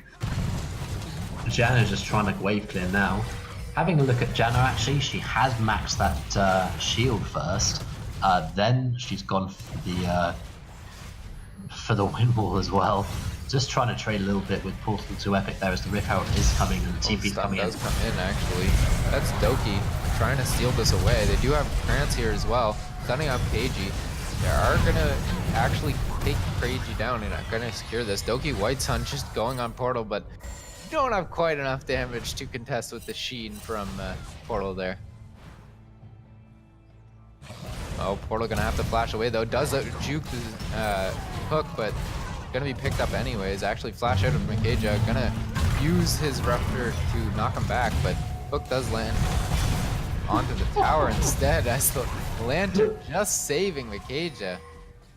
That was a good lantern. Triforce now finished for the Ezreal. This is a really good power spike for him. Certainly Janna can't play like an AD carry against the Ezreal yet again. Now you need to start building around this Tristana, and has now finished that Morello Nomicon, so I'm hoping now for an unsensor out of this Janna mid lane. They do get that Rift Herald as well, and they pick up this tower in the top lane now. KG does find them though. They're just gonna walk away, no big deal. So they trade one tower for one and the Rift Herald. Yeah, so going back to the gold lead as well, as 4K in the Ascendancy 4 team Raw. They are looking quite punishing, especially in this top lane, as the kill participation of Kranz on this Riven, although struggling early, has now picked up the pace. Certainly helped out by Doki and the ganks that have come out of that. But building around this Tristana, that needs to be the key now. You would have thought that a Knight's Vow should probably come out of Xanux, but No. I'm not sure he's quite going to do that after Liandry's Torment is going to happen. So we'll see about that. I mean, he has gone Sightstone. He has collected 715 gold out of that now. Is this one of the instances where you're just like, I'm the carry now, and you just ignore your ADC and carry the game instead? I mean, when you got 8 kills and your ADC has 8 assists, then you're like, well, who's the AD carry now? Kran's looking to go aggressive in the bottom lane though against Genji. KG does seem to be a little caught out. Actually does use the ultimate there from Krantz. This is going to be an easy kill pickup. Does actually cancel the animation on that ultimate as well. Pretty nice there from him, showing his mastery of mechanics. Oh, hook lands actually on FNG as well. He's going to trade one back, and they're going to use the box there to try and disengage. Tornado does land though, and FNG are going to drop. Gandhi Donut going in deep though. Mikagia tries to get him with a rupture. Going to be flashed by Gandhi though, just barely making it out.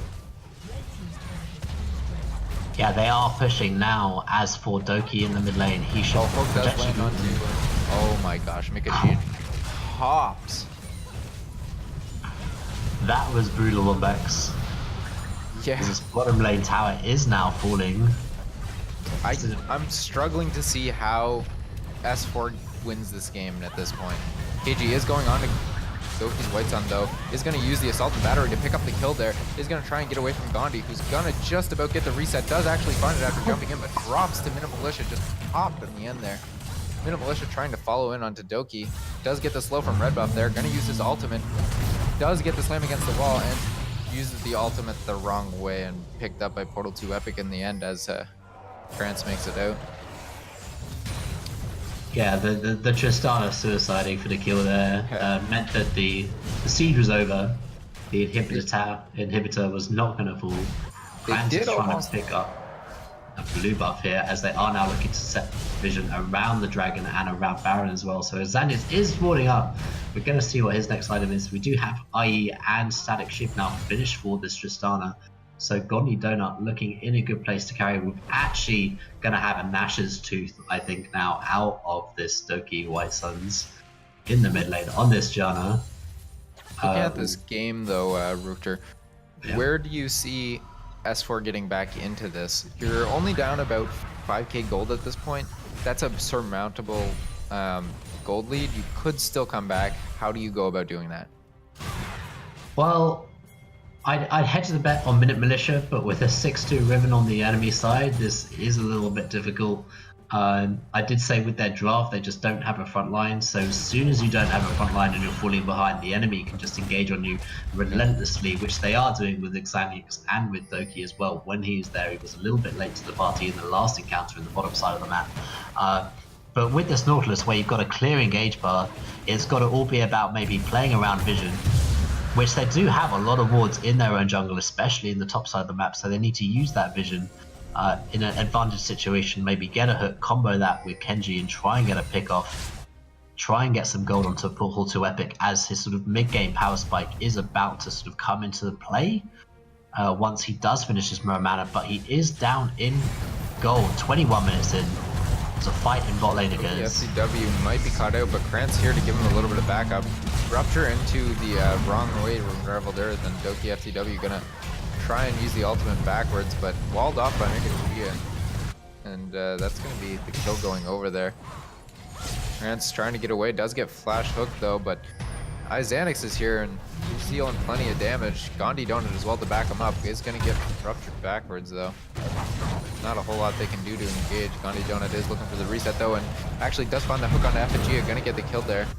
As Minute Militia actually going on to Doki's White Sun, who gets ignited now, is gonna get ulted back. Doki's White Sun trying to pick something up here. Gonna have to flash. Minute Militia though, I can't see what's happening because I lagged out. Doki's White Sun. Wait, he missed the jump over the wall though. Is he's gonna drop here. He can't. Minimal Militia's out of mana. He might. Well, no, they're both out of mana. There's nothing that can really happen here. Yeah, he does end up picking the kill in the end. Fight going on in the bottom lane as well. I guess they're a bit too aggressive there. 3v2. I mean, you're strong, but you're not quite that strong, guys. Yeah, so that was very sloppy, and Doki got caught out at the start there, and it just sort of all descended into chaos from that point. I thought Janna was going to escape that, and that was going to be amazing, as you never really want to see a Fiora try and duel a Janna, but it did happen. It was close. Not quite coming out with the VW there for Doki White Suns, as they did have a very good laning phase. Also struggling at farm, I might add, as 97 minutes for a mid laner at 23 is not really where you want to be. No, yeah, I think if we're looking at this John mid, who now has in Morel and Ashers, that's probably your biggest issue here. Not the fact that you're playing John mid, but that you don't have any CS. Yeah, so if you're going for the slightly more selfish build of this Nashor's Tooth, you want to be ahead in lane, right? You want to be picking up this mid farm that's kind of coming in. Xanix's actually going to get most of that wave as he has the AP to do that. And Doki's White Suns now has to get the scraps off the map as well. So maybe going into this Ardent Center, trying to buff up this Tristana, trying to hedge the bets on that champion is the way to go at this point. You certainly can do that. You do have also Redemption now coming out for Doki FTW. So certainly the places are there. I'm just hoping for this Ardent Center. I have reiterated this many times in this cast already, but that's kind of what we need to see out of this Janna to really accelerate the game forward. With the new Ardent Sensor, I actually think it's an even better item on her, considering how her passive is, because it doesn't just give it to you anymore. When you shield someone else, you get the passive as well. I'd say it was like a pauper Nashor's Tooth, right? Yeah. And you're making your AD carry also a BSC. You actually get a face check Minute Militia. Doki is available. Yeah, and oh, my game's frozen, so I can't actually play with I'm thinking this is going to be a fight. Actually, Xanix is now tanking Tara. He will fall very suddenly, but Kenji just about surviving on the Vi as the trade comes out. Gondu Donut trying to put out damage there, but pressure around the map as Riven was in the bot side as well, trying to push into this inhibitor. Portal to Epic just about managing to do that.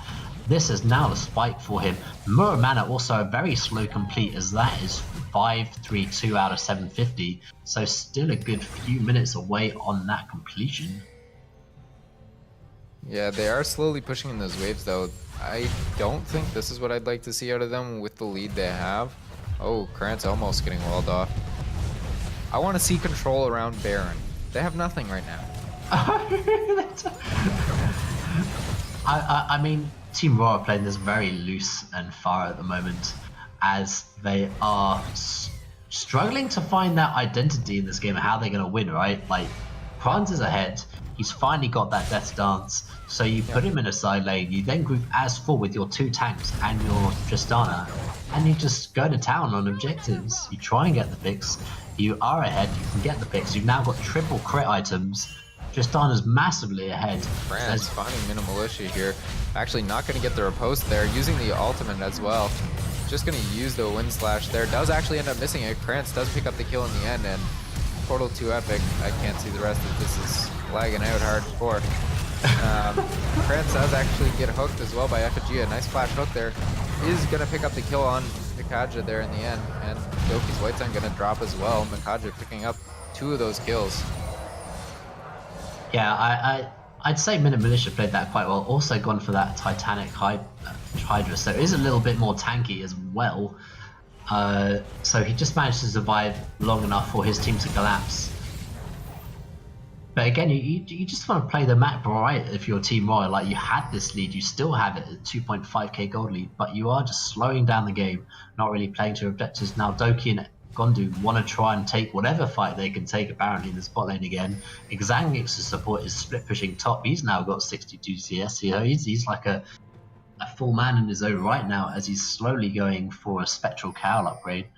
It looks like they're actually going to try for the inhib on their own here. Portal to Epic spots them out though. The minions there. They're going to get collapsed on. They're placing the ZZ Rod as well though. They're really committing for this here. Horn ultimate out. Gonna actually land it onto Portal to Epic. Is gonna get stunned up in the end there.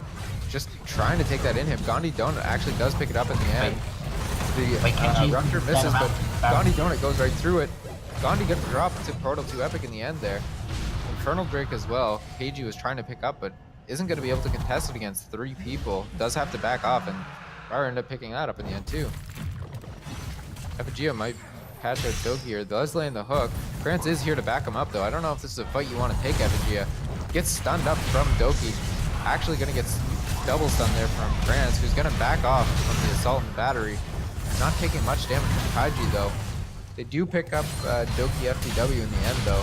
Minimalisha going in, trying to get the procs from the Grand Challenge onto Krantz for those heals. He does get the riposte and the Grand Challenge pop in the end as well. Krantz is dealing so much damage though. They're just extending this fight. Xanax just about to run out of mana as Krantz drops though in the end. Mikaja pumping damage into him.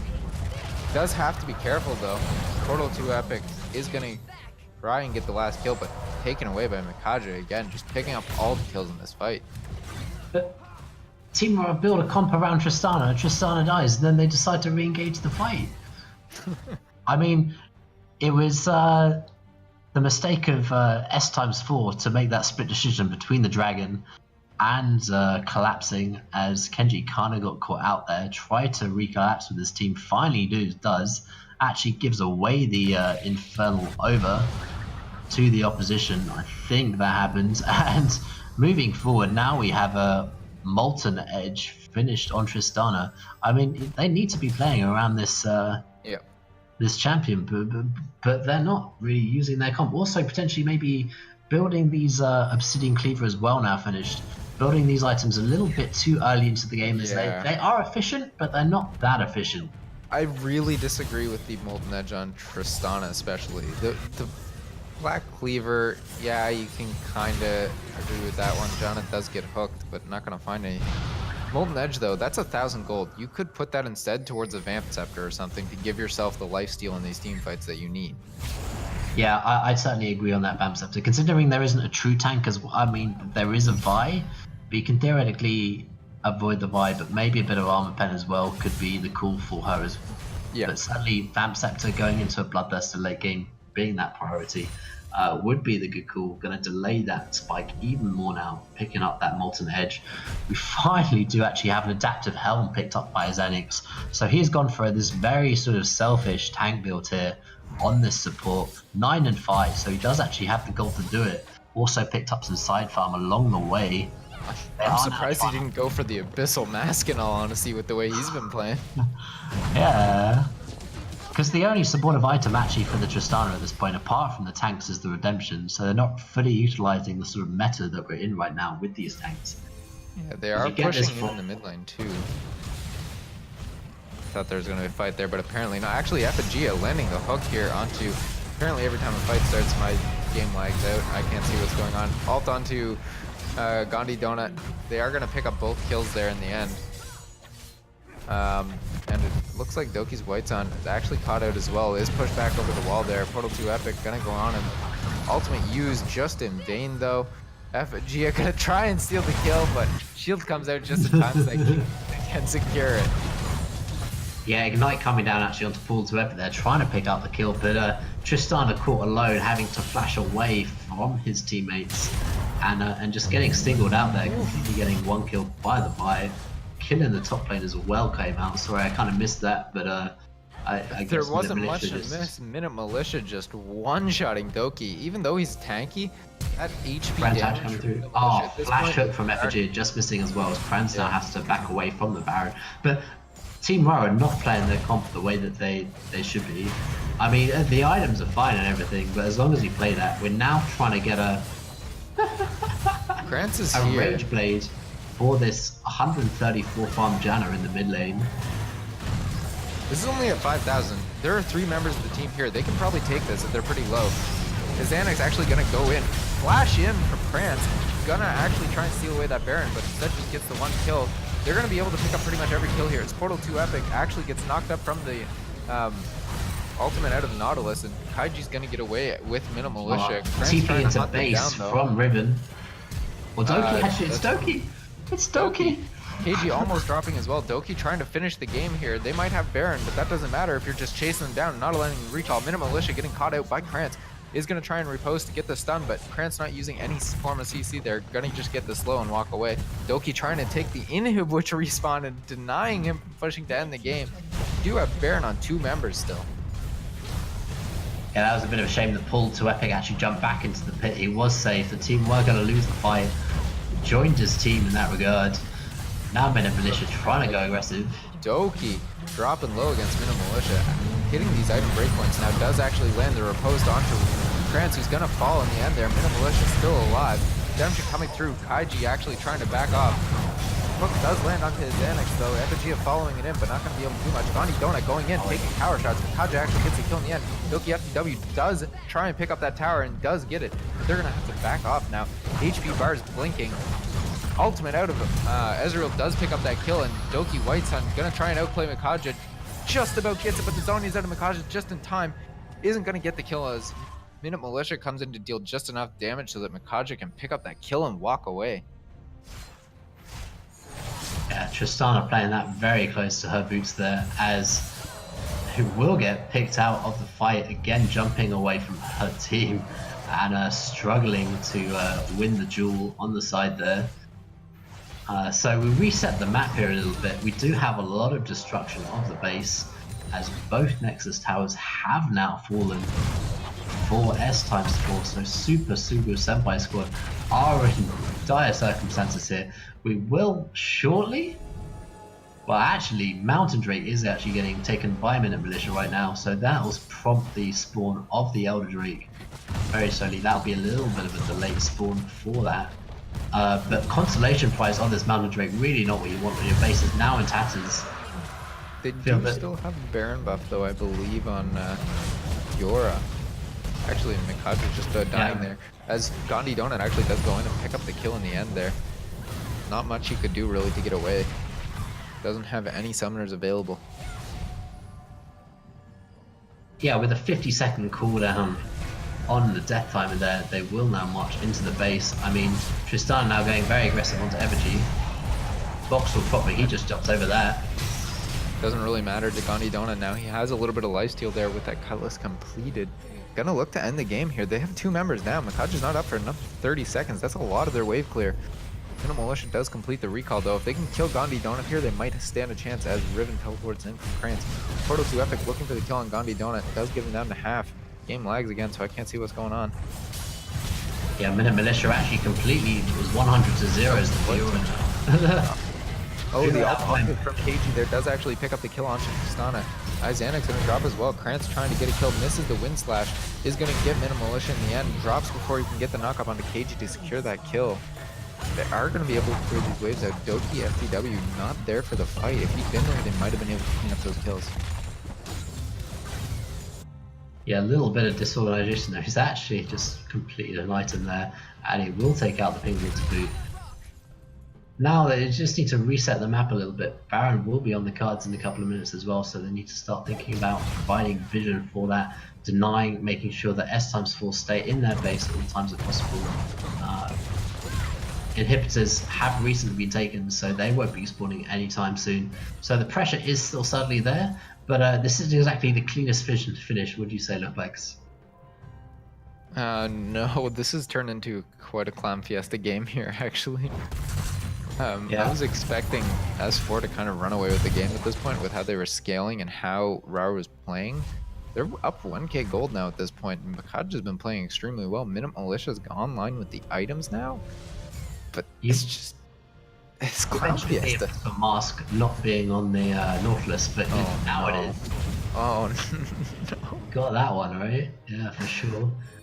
Minute Militia certainly managed to completely zero out the Janna in that engagement, so the items are there for it, but they just need to wave clear the base, survive. Again, nice hoarding in the jungle, in their line, just trying to advance a little bit now, trying to get more vision available to them, so they can just keep clearing these super minion waves. So yeah, you're right, the gold is now in their favor. They do have a Z around the top. Kaiji actually got out here at the hook does land from Xanax. Krantz does pop the ultimate. Doesn't really need it to get the kill there. I lagged out again. But Tristana's now fallen in the top lane as Doki and Tristana try to go on the 1v1. Gandhi Donut actually dropping that. Now it gives them the window to re-engage the fight here. Minute Militia pops the ultimate onto the Janna. Janna gonna absolutely get annihilated off that, and now Krantz can't deal with the Fiora as well. So Minute Militia winning the 2v1 there. Doki now in the base, but it's only tank left. Respawning as well. Xanax probably going to drop here as well, as Minute Militia does actually pick up that kill in the end. Both Minute Militia is doing so much missed their opportunity here. All they get is the tower in the top lane.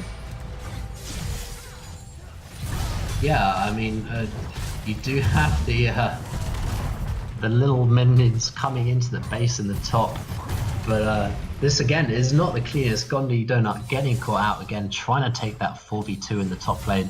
Doki not managing to provide that CC that was much needed against him. And again, I feel like we need to have the Tristana and the Janna like side by side in this game. Yeah. And then Xanax in the front and Doki there as well, and Krantz trying to. I mean, we saw that he couldn't even win the 1v1, even though Minute Militia had already burnt the ultimate onto the Janna. So not in a good place for them, as Minute Militia is really online now, managing to 2v1 the damage dealers and then coming back in onto the tanks, meaning that the inhibitors have now respawned, prolonging the game even more as we are now up to that 39 minute mark. Baron now coming up in 10 seconds though, that'll be the objective for both teams. Tristana also waiting there expectantly for this, has now finished that Blade of the Rune King, has also got the last whisper for that armor penetration they're as well. right on this. Yes, This are. Baron's just going to go over to them. There's no way that they can actually contest it from S4 here. Bit of a misplay on their part. Doki FTW might be caught out, but does manage to get away from the unwrap or the rupture there out of. Kenji actually running away from the smite there, takes a lantern to safety as well. Now they just really need to reset the map. They push the sidewaves, actually gets a hook onto Krantz there. But they are looking to end the fight. They are coming in now with the Baron buff. These Ezreal Mystic shots are actually starting to hurt quite a bit. One of them chunking Gandhi Donut below 3/4 health as the ultimate out from Talia does actually lock Doki FTW and does manage to break the wall and get out, but gonna drop anyways. Nothing he can do, calls in the ultimate, but too little too late. They are taking the inhib in the mid lane though. Gandhi Donut taking that down. They're moving straight towards the top one. Quinzess stacked up for Doki Whitesun. Do land the knock up onto Portal 2 Epic, and he will drop in the end to John. No, not quite. Doesn't actually survive from the explosive charge there placed on him by Tristana. They do manage to get 2 inhibs though. And the bottom one actually falls as well. I didn't see that one go down. Yeah, that was just from minion pressure, but they do now have Baron. They do now have all 3 inhibitors. Oh, as Xanax down. going in. One shots Makaja. This AP build coming in strong for the support. Or do I even say support at this point? Nautilus? I don't know. They are actually trying to 2-3 man as Portal 2 Epic comes into play here for the Elder Dragon. That'll be contested. Xanax is there, but he is alone. Janet is a long way off. TP also available. Xanax going in on Portal 2 Epic again. Does try to one-shot him, but doesn't have the ultimate for it this time. KG going in is going to use Vault Breaker and Assault and Battery to get him low. Is going to have to flash away, but he's engaging right back on to buy again. Doki Whitesun here does try and stack up that Rage Blade. Krantz going in onto Ephigia though, does use the Wind Slash and just about picks up the kill on Ephigia. Does end up getting it with a Xanax though. Actually TP in from Doki FTW trying to take this Nexus, but drops him into Militia. You're never going to win that fight. Why are you teleporting in without the rest of your team there? Doki has mispositioned many times this game yet again, meaning that it gives a slight window here for S×4. Also Elder Dragon still available as they did run off that one. It's just a game of minion wave clear at this point. Actually, Minute Militia going in onto Doki Whitesun does get the... Ooh, just about drops there. Minute Militia dropping a little bit low as I lag again and I can't see what's going on. I'm loving it. Yeah, I'm also finding a little bit like, I think it's all the minions, man. Like, minions are just in the base. They are having Krantz here trying to go in as well. Does actually pick up the kill onto Kaiji. Gandhi Donut. What is this clown fiesta? I don't even know what's going on at this point. They end the game. Rara win it in the end. What did I just watch? Break this down to me. I mean, you watched people not play their roles and absolute mayhem in the fact that team fights were not correctly positioned at all by either team. And as a result, I mean, wave pressure clearly coming in for Team Ra there. The Janna build certainly interesting. I'd love to see the damage charts actually and see how much this Janna did. Nautilus certainly seemed to have a lot of impact with these AP. I felt like with the stream being all delayed and everything, I'm pretty sure we casted it out of time or out of sync maybe with Voltzi's stream, but we'll see if that's right.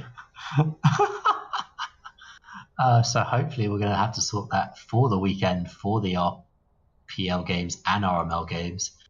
Just looking at the damage charts there, actually the Janna did 22k, but opposed to the lane opponent on Makaja dealing 39, certainly with the wave clear there, played very well for me.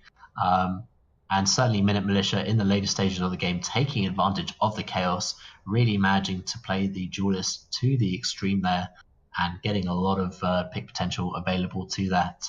Just needed to play the composition a little bit cleaner. I felt like they could have closed the game out maybe 10 minutes earlier with the right comp and the right sort of mechanics. I think they probably could have done like 15 or 20 minutes earlier if they placed the proper wards and went for the right objectives there. They were sort of in the base at 1930 there and at the bot lane, so really playing quite aggressive for that. Certainly dilly-dallied around the map. Clearly they were having a bit of fun, and it was a pleasure to sort of see the chaos ensue. Yeah. At the very least, it was a great clown fiesta for you all, and you got to see Nautilus one-shot the mid laner. Actually, wait, let's look at the stats here. Mid lane Janna, 22k damage. The most damage on his team, 45k. Support with 45k. The next closest being 35k on the Tristana. He did the most damage in the game. Absolutely wild. He did more than the Fiora, more than the... yeah, well, I did say Ozanix actually was like, I think he is a mid laner in his own right. Like, that's generally the position that he plays. So certainly proving his prowess on the fact that he was the AP carry of the team. Yeah. Definitely what you want when you're going full AP Scion. I think we're going to call it there for tonight, though. We're having some issues with League in general and lagging out on us while spectating. I'd like to thank you for casting me for this game here, Rookter, and thank you, Volty, for streaming, and NDO for playing in the first game there, or subbing in for the first game there, sorry, for the casting there, coming in on the play-by-play. Got any last words, Rookter? Yeah, just a couple of things. We do have our podcast coming out to you tomorrow. That should be at 9 p.m. Also at 9 p.m. on Saturday, we do have the RPL guys, so look out for that one. And RML will obviously be on Sunday at 8 p.m. These are all EST, so look forward to seeing you then. And a pleasure casting with you, Lombax Pieboy. Thank you very much. Yeah, thank you very much. And if you want to find me, you can find me on Twitter at Lombax_Pieboy, and I will most likely be here as well, casting Sunday, potentially with you again, Rookter, for the RML games, which I am excited for.